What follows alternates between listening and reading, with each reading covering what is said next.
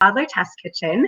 And today I'm very excited to have the podcast operator and hostess of Culturally Ours, Karthika Gupta. And I hope I pronounced that right. I meant to run that by you before I listened to the podcast again specifically for the pronunciation. Because I know I have a challenging name, so I had to put in the extra effort. And so just an introduction. So Karthika does Culturally Ours, which is a way for us to collectively explore and showcase and celebrate lifestyle, food, art, travel, and culture from around the world. And so I really, I was kind of crazy and aggressive with this, just contacting you because I've been loving your podcast. The most recent episode is on the Ethiopian coffee ceremony, which is fantastic. But I have this theory about us creating a culture within quarantine, and I thought you'd be the perfect person to have on. So thank you so much for joining me. Absolutely. Thank you so much for having me. And I always get a little flushed when I hear people talk about, read like what Culturally Ours is, because I'm so passionate about it. And it's been such a wonderful way for me to connect with people like you and, other people around the world and just kind of have a conversation about, who they are, where they're from, what is life like for them, what their life journey is. And it's such a great way to connect with people because we all have stories. We all have life journeys and we want to share those stories. And so when you ask somebody, what's your story? And it's, I can hear the smile on their face and I can, kind of hear that excitement about talking about themselves in a good way because they want to connect. So thank you. Yes. And a lot of times when you ask someone about their story, especially for me, I'm very food focused, but a lot of times you think back on your childhood and the foods you ate and how you ate them. You shared a story in that episode about your grandmother giving you food just right into your hand. And of course, in Indian culture, you eat with your hands a lot.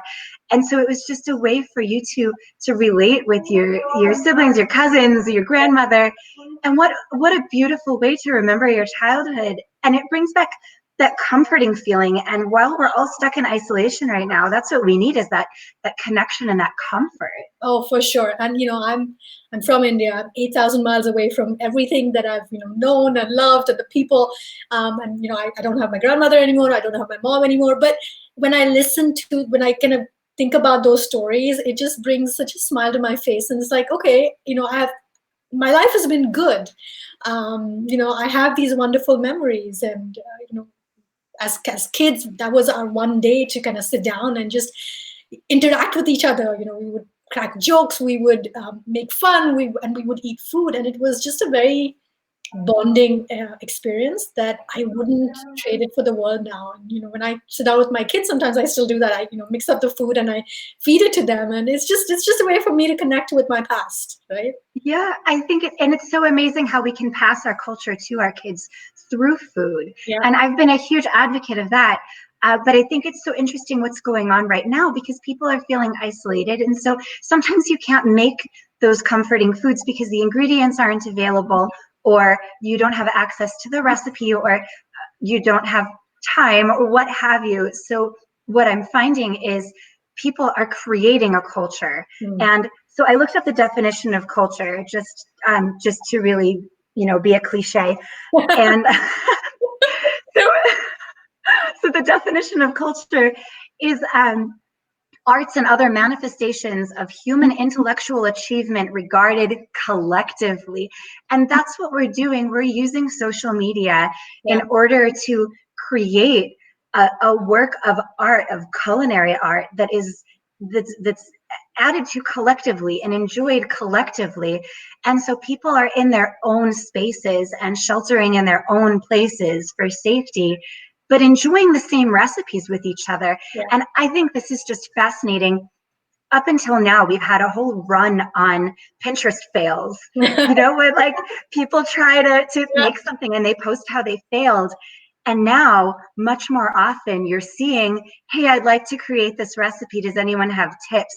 There are 98 Facebook groups that come up when you search baking quarantine or cooking quarantine. These are 98 new Facebook groups for people to show off what they've been doing and to support each other. And they have somewhere between 10 and 2,500 posts per day. Oh, wow. In these groups. But you're seeing specific recipes. So I'll show you my props because one of my kids is begging me for my props. So one of the recipes is banana bread. And I really think that this is because people made a run on bananas and then they had all these bananas going bad. For sure.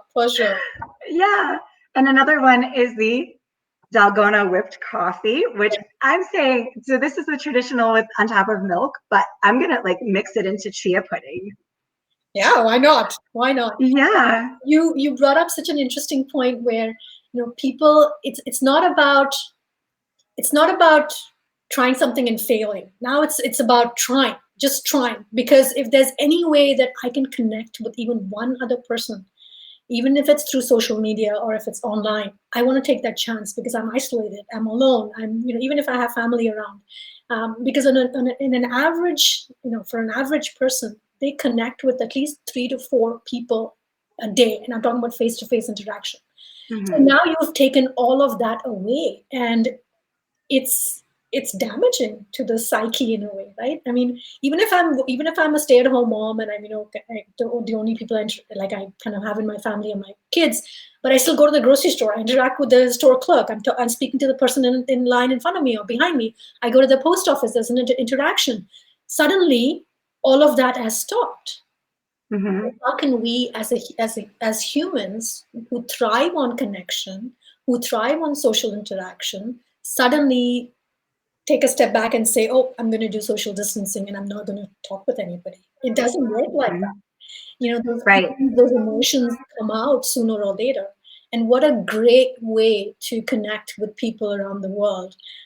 Safe way, but through food and cuisine. I mean, who's not going to want to connect with you in terms of the coffee that they had, or the recipe for banana bread, or whatever it is? There's so many variations, and I'm fascinated by the fact that there are 98 Facebook groups, and it's like, wow, that's a lot of food.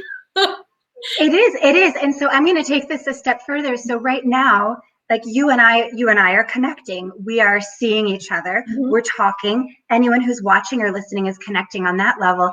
But there is no tangible aspect to this connection. When I make a banana bread and I've made maybe the same recipe as someone else, I'm holding it in my hand. Yes. I'm smelling it. If I make a delicious sourdough with a crusty edge, I hear the crunch as I bite down into it. And that's the same crunch that someone across the world, in Korea, in South Africa, in New Zealand, they made that same recipe. They smell the same smell. They're crunching the same crunch. Yeah. And they're tasting roundabout the same flavor. And that is taking the place of our physical connection with each other. Yep. It's visual. It's very much visual. Right? Yes, visual it's every sense. Yeah, it's exactly right. It's that visual narrative that kind of translates to all the other senses, and there's that emotional connection too. You say, "Oh my God, my banana bread didn't rise," and I say, "Okay, my banana bread didn't rise," and so instantly there's an empathy there. That hey, it's okay. I'm feeling exactly how you are feeling, and through food, now it's more on a life level, because you then talk about, maybe it's difficult at home with the kids. And I'm like, yes, it's absolutely difficult at home with the kids. And then the conversation sort of expands, right? So it's taking like food, and that visual sense is now kind of branching out to a more life connection, if you will. Yes. Yeah. And we need that. I mean, I'm not a very huggy person in general. I don't like hugging people randomly. I think maybe when this is over, I'm going to go kiss a bunch of strangers, actually. But it's more about the enforced aspect of it. On some level, if this wasn't forced on me, I'd be happy with it. But because we're forced into this situation, we have to look for ways to explode. Yeah. And what a wonderful creative outlet to use food as that connection and as that explosion, and a way to be tangible with someone in a distant and safe way. Absolutely. So I'm just from an anthropological, from a culinary perspective, I am completely fascinated by what's going on with this, and I really do think we are creating a culture of quarantine. And I'm putting an asterisk on that because I'm going to own that.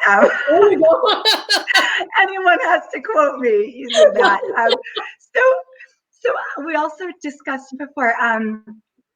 We both have very a good background in religion in different aspects, and as a religious too, we just went through Passover, and it was so interesting to see how we were able to take the tenets of Passover, and it was so much more meaningful this year because the theme is slavery to freedom, and the truth is that more Jews connected through Zoom Seders. People participated who have never participated in a Seder before. Yeah. And I've spoken with some of these people, and it's a fantastic way to connect with their family.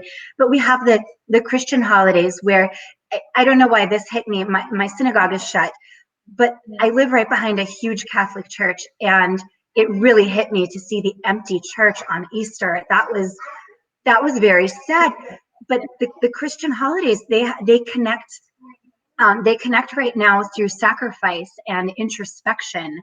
And we just started Ramadan, and Ramadan every year is a way for people to connect with deprivation. And this year it's just another level. And it just seems like all of these faiths have that in common, that their normal natural theme is just deeper this year. And so I looked into Buddhism. We talked about that. And Buddhism, there was a quote I found from Nor Kala that says that we are consciously kindling the lamp of compassion and connection. And that's a basic Buddhist tenet, to be introspective and to isolate. And so we can use that. I mean, even people who don't connect with the general Buddhist message can maybe read into that and look at how to benefit in this scenario in their own lives. And we also talked about Hinduism, which is something you're more familiar with. So, okay, what is the holiday? I'm not going to butcher it again. So we, this is all about spring for us. So renewal, a new beginning, and all of that. So it goes by many different names, but I'm originally from the South. So we have Akshaya Tritiya, which just happened last week, I believe. And it is, again, a festival of like spring, like the crops are rotated and all of that. It's new beginnings. And typically what that means for like most Hindu traditions and festivals is, new clothes, new jewelry, new sort of things in the house, decorating with flowers, making sort of sweets and all those things. And that's not happening this year. Stores are closed, rations, it's everything is rationed out. You can no longer buy rice in like 5 kg bags. It's probably a kg a household. So a lot of those things come into factor. And so people are finding innovative ways to celebrate these festivals. It's not about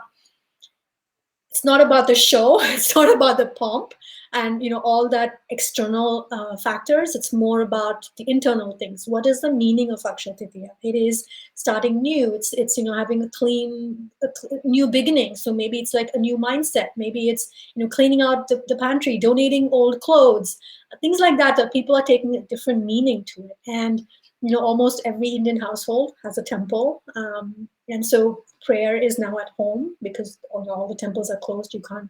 You're not supposed to go and congregate and kind of do all those things. So for the most part, people are following those rules, and now everything is done at home. And I think when you take away all the fluff and the things for show, it just becomes a lot more meaningful. Because Indian culture, and I'm an Indian, I can say this, I've lived there for a long time.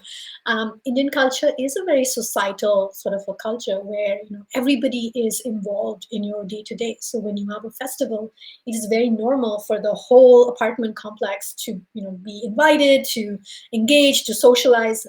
None of that is happening. So now it's like, it's okay, we'll do it at home. And so I think it becomes a little bit more meaningful then, because you're not doing it to show others, you're doing it for yourself. Right. And when we first connected, I was bemoaning how the Holi festival here was canceled, because I've enjoyed that with my kids, throwing colors, and it's such a vibrant, happy festival. And unfortunately, we can't talk about how that moved to an online or isolated situation, because the timing coincided with the beginning of all of the shutdowns. So some Holi celebrations did happen, although the ones in the US were largely shut down just because of the timing. Yeah. But But it's been very interesting. that's not to say that people in India didn't celebrate. Again, what is Right. the concept of Holi? It's again the whole good versus evil. It's from a mythological perspective, it's celebrating the win of good over evil. So that can be done in so many different ways. And if it's not color, Yes. it's flower petals. If it's not that, it's I've like some of my friends' kids cut up colored paper and threw that at home because again Oh, fun. it's the concept of celebrating and vibrancy, like you talked about, and all the color and just the happy mood, right? So I think when you maybe thinking outside the box is a good thing in this case. I mean, it's always a good thing, but it's like how can you creatively still be in touch with the culture, Right. something different from what you're used to. Thinking outside the box while staying inside the box. Staying inside. Your body's inside the box, but your mind can go. And it's people we going through school and all of that stuff, right? Thinking outside the box is a great skill to have, and now more than ever, thinking outside the box it's necessary. It's something you need to do to survive. It really from a business is. perspective, from a school perspective, from a community perspective. I mean, it's hit everybody, and it's hit everybody in so many ways. It's not just one way that it's impacted us. So we have to understand that we're all in this together, not just people in the US, people everywhere in the world. And the more we talk about it, the more we engage through these creative ways like food and art and other aspects of lifestyle, the more we realize that we're all in this together. It affects all of us, and we all are going to come out okay, whatever that okay may be. Right. So to close off the religious conversation, there was a quote I read by William Suhaib Webb, and the article was on how the Muslim community survived the bubonic plague. So there were some parallels there. But what he said about what's going on right now is people are looking for community and semblance of worship in online spaces. And so we're finding that a lot. We're taking all of our rituals, which somehow all have this theme of introspection and freedom and the win of good over evil. And all of these different faiths are celebrating all of these different themes all at the same time while we're stuck in our houses. I find that fascinating. But so the theme is about the food. So let's go to the secular aspect. I talked about the banana bread, which somehow has survived my children so far. And the coffee, which they're not allowed to touch. But so there are some other recipes that people are really gravitating toward right now. So for baking, we have the banana bread, but we also have sourdough. And what's been really interesting there is that because people are baking to alleviate stress, and there's a whole lot of research behind that as well, we're running out of flour and yeast. So now you have people trying to make up for the lack of yeast. And how can you start yeast from the stuff flying around in the air? And people are supporting each other that way. And it's amazing. And then also I've seen cheesecake is getting big now, and also focaccia, but not only focaccia, the gardenscape focaccia. Have you seen that? No, I haven't seen that. I've seen the sourdough. I've seen like the sourdough starter. One of my friends, she was a chef. She's actually a food blogger now. Her blog is called Feasting at Home, and Sylvia posted this recipe of 5-day yeast, and it took off. And I'm not much of a baker. My daughter is. She's 14, and so she was like, "Oh my God, this is I'm going to try this." And so we've experimented, and I think that's the other thing: experimenting and trying. You feel like you are living. Right? I mean, you feel energized, you feel engaged, you feel like, okay, I'm going to try this today, and it's fine if it fails. I'm going to try it anyway. What else do I have to do? So I think that mindset too is people are kind of getting excited about things like this, and that ability to be on neutral ground. Because if somebody, like you said earlier, makes sourdough in the US and then makes sourdough in Japan and then makes sourdough in Australia, oh my God, we've just connected 3 faraway places on we all enjoy, right?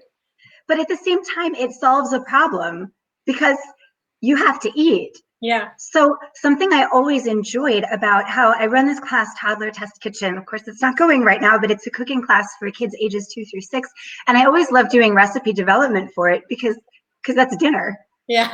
Like okay, let's try a new muffin recipe. And now snack is those muffins that I made. Yeah. So it serves a purpose for time and to feel a sense of self-worth and to feel a sense of accomplishment, but that's also something to eat. Yeah. And that's at a time when maybe you can't find the bread you want, and maybe you can't find the ingredients you want. And there it is. There's your food. Yeah. One of my favorite books is The Subtle Art of Not Giving a insert F-bomb here. Right? And so you read it. Yes, Yes, it's fantastic. But the author postulates that happiness isn't a lack of problems, but solving problems. And so if you have the problem, hey, I can't get out and buy bread, there you go. It's a solution to the problem, and it's something to eat, and it's communication and communing with people all over the world. Yeah. It really is satisfying in so many levels. Absolutely. And that's what I said. It's that excitement of I'm doing something. I'm alive. I mean, as a family, we love the outdoors. We hike, we camp. We're pretty much out of the house several times in the year.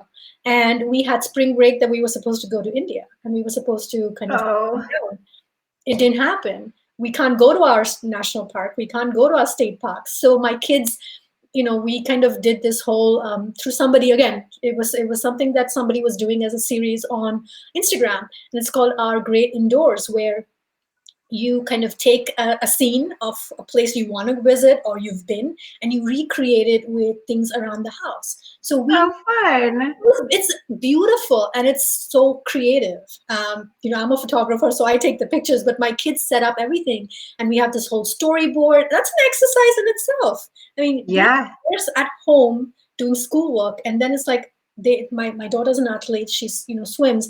My son plays lacrosse, and now all of that is gone. So how do I engage them from a physical and mental standpoint? Things like this. And so we're excited. We do these scenes. We have these elaborate scene setups, and it's like we think, we ideate, we kind of do the storyboard. They have Lego figurines. So all of that is a way for us to feel excited about something that we don't have right now. Rather than saying, oh my God, I'm having pasta again, or oh my God, I'm having peanut butter and jelly sandwich again. You know what? I'm going to make that focaccia bread, and I'm going to try it. And so I think that's the basic element is having a zest for life when you can't do things that you normally do. And I'm going to call you on a pun, because zest for life. Zest. Zest is a wonderful addition to any meal, both from a spiritual and a culinary perspective. For sure. I just like puns. So the next thing, so we have the coffee, this Dalgona coffee, and what I love about this coffee, I don't like the instant coffee that we have, so mine is really bitter, but this is brainless. You take 2 tablespoons of any instant coffee, ideally not the one I've been using, and 2 tablespoons of sugar and 2 tablespoons of hot water, and you whip it up, and that's it. It whips up, and then you put it over milk, hot or cold, milk alternative or cow's milk, whatever. It's brainless, and it's pretty. And this is actually a way of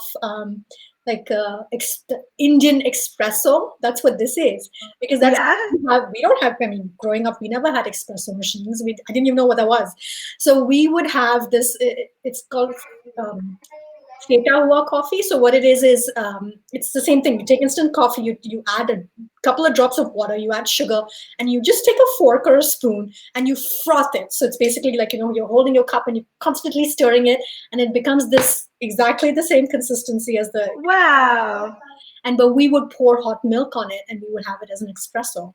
The Indian espresso. I think that makes more sense, because you can see, as I've been drinking the milk is going down, but the coffee is not. So I think that pouring the milk on top of it may be less photogenic, but it's probably more effective from an actual and then you ingesting it. Because it's you kind of whipped it up with your hand. Right? Yeah. So when you add really hot milk, the foam sort of rises up, and it's Indian espresso. You still get it in like homes in northern part of India. Interesting. So from what I've read, this particular coffee originated in Korea, but maybe that's not 100% accurate. We were talking before about. We're going to say, oh, we've been having this for years. Sure. You never know. It's fun to trace the origin of food, and we were chatting about that before I hit the record button, just tracing how recipes made their way around the world and the spice routes and how recipes were likely exchanged in Alexandria, Egypt, and how you have Indian food and it's similar spices with Ethiopian food, and how you have Russian food showing up at Arabic restaurants. And it's so interesting. So another thing, and you brought up the pasta, so pantry pasta, because pasta is shelf stable and it's cheap. And the truth is that it's a sneaky source of nutrition, because a lot of times it is actually fortified. Fortified pasta has 7 grams of protein per serving, which most people don't know. Yeah, I didn't know that. Yeah, so I wouldn't consider it a protein source per se, but it's also not nearly devoid of protein. Yeah. So pantry pasta is just when you've got your pasta and you've got other random ingredients, and people are just adding whatever they have and posting it and calling it pantry pasta. Yeah. And so that's been interesting. I do that too. Again, being Indian, Indian food is spicy, it's flavorful. And so I'm always putting some sort of spice in my food. My son loves spice, and I'm, kind of a neutral palate, but he absolutely enjoys spicy food. So what we do is, with pasta, again, it's just not basic pasta. My daughter can have, she'll have pasta with butter and that's it. My son is like, okay, so what else is going to go in it? And so now I'm putting chili powder, I'm putting, a little bit of turmeric, I'm putting some Indian spices in it. It's food and it's delicious. Yeah. Why not? Of course. Of course. Yeah, it's delicious when you take delicious pasta and you pair it with delicious spices and some kind of fat, butter, ghee, olive oil. Yeah. You're not going to go wrong, I mean, so you like invented curry pasta. Okay. And now it's good. I'm not a cook. I'm actually a terrible cook. I take after my mom in that sense. My daughter takes after my mother-in-law, who's an amazing cook. So it's really funny. It's like she will, I'll make something and she's like, you know what? I'm tired. I want to make something. You can keep this for like breakfast or lunch or whatever the next day. I'm going to make something. And I'm like, be my guest. And it's wonderful. I always advocate cooking with kids for a sense of confidence and independence. And the kids we teach to cook now will always have a job. They go to college and they'll cook for the other kids in the dorm for money, assuming dorms ever happen again. I know. Yeah. Okay. So the next thing is the rice cooker cakes. So I've had a rice cooker for a long time. And yes, last night I did make rice in it. It is good for rice, but there are all of these other recipes. There's a cheesecake that you can make in the rice cooker, and you can make a gigantic pancake in the rice cooker. Yeah. And so that's been fun for people to experiment with as well. There's been a lot of posting on that. And then cocktails.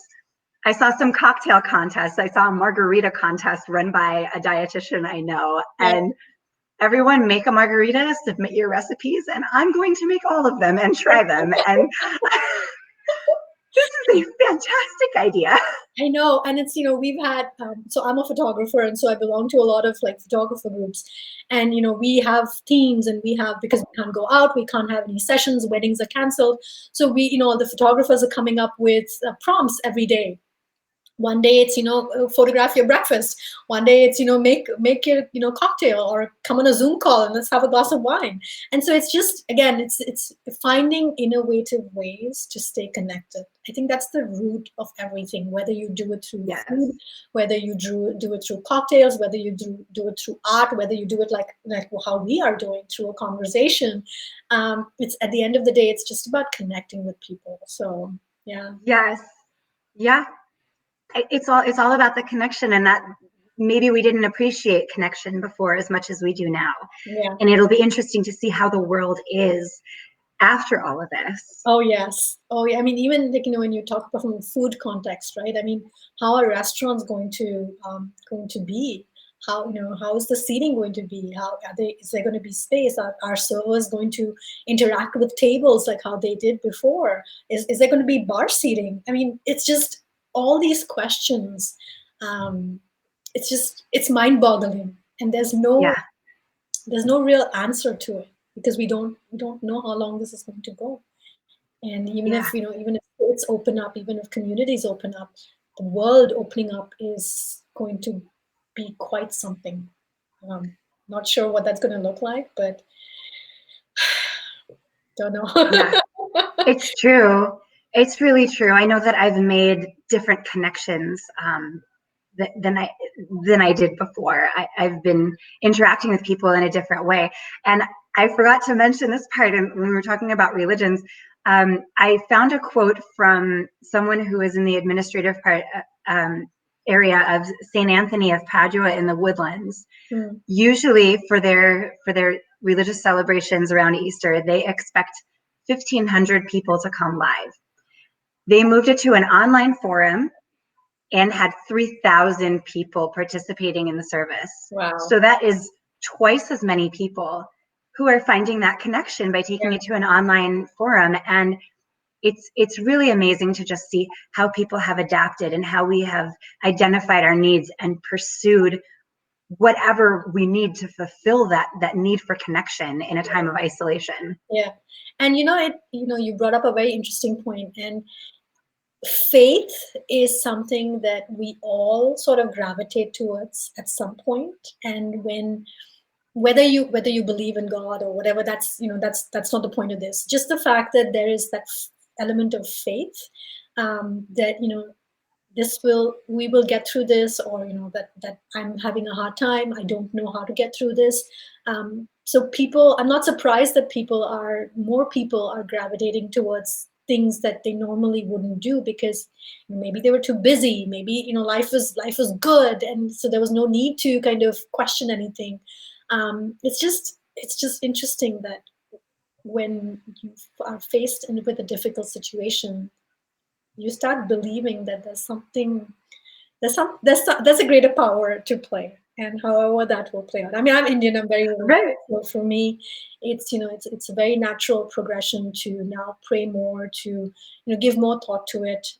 As a family, as an individual, it's always been a part of my life, and so it's just that I see people kind of interacting with it differently, and it's Yeah. it's maybe this is good in a way that you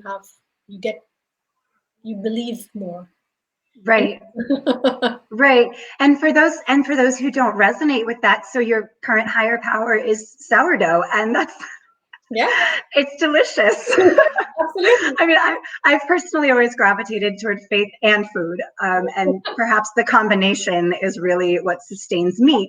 But it is interesting to see how we've adapted and how we'll continue to adapt. And but I think anyone who is interested in in connection through food should definitely check out your podcast. And I know you have the website. I want to go look at your photography. It's so fascinating, and it's something that I've been interested in a very long time, just the cross section of culture and food. And yeah, so with that, I'll end the segment, but I want you to share with the viewers where they can find you. And I already mentioned the name of the podcast is Culturally Ours, but you have some other outlets too, so just go run with that. Sure. So yes, it is Culturally Ours. So it's Culturally Ours is one word, and it's Culturally Ours across all social media platforms. And I think we're pretty much there on all podcast channels. So wherever you listen to podcasts, it's under Culturally Ours. And like you had mentioned earlier, I am also a photographer, so that is still a part of my business. And so my photography is just karthikagupta.com. And it's basically, I've moved from families, weddings, and all of that. Now I do more culture and travel.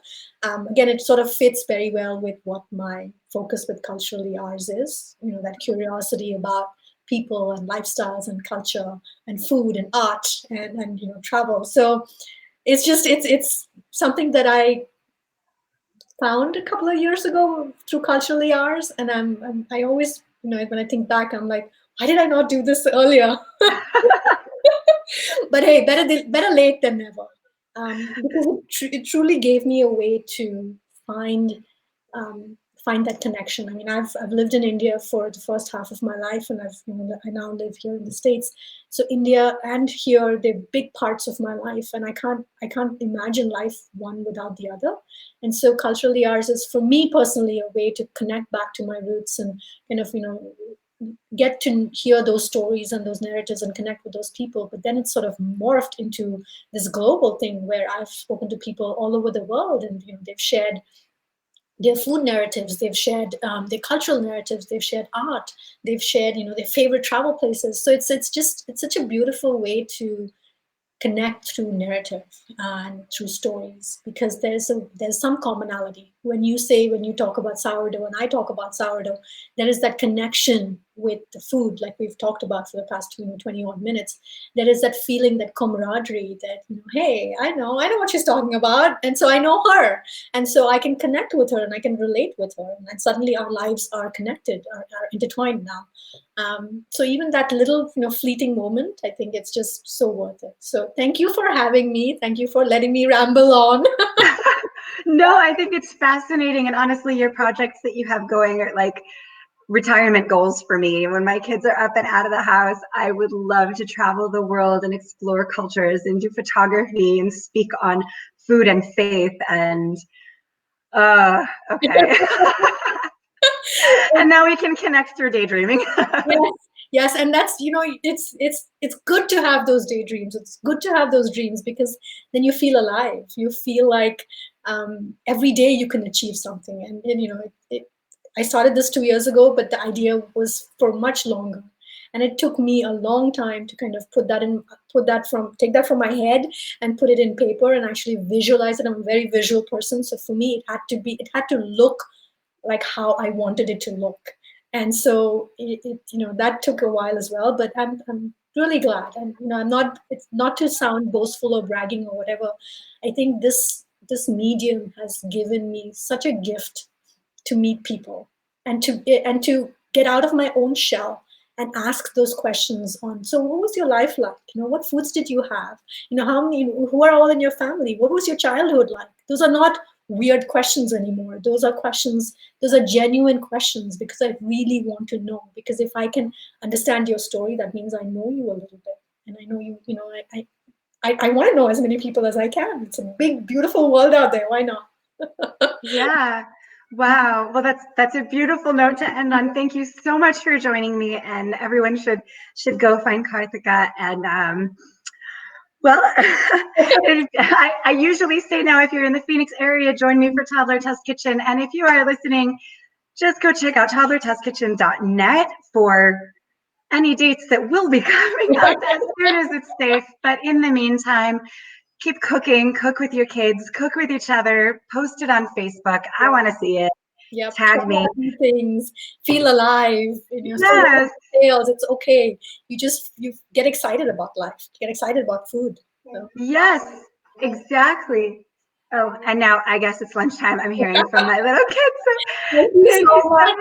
And I'll be back at the next Nap Time Nutrition. Well, it broadcasts every Sunday at podcast form, but the videos have been a bit erratic in this time. Hi. Hi. Thank you. Bye.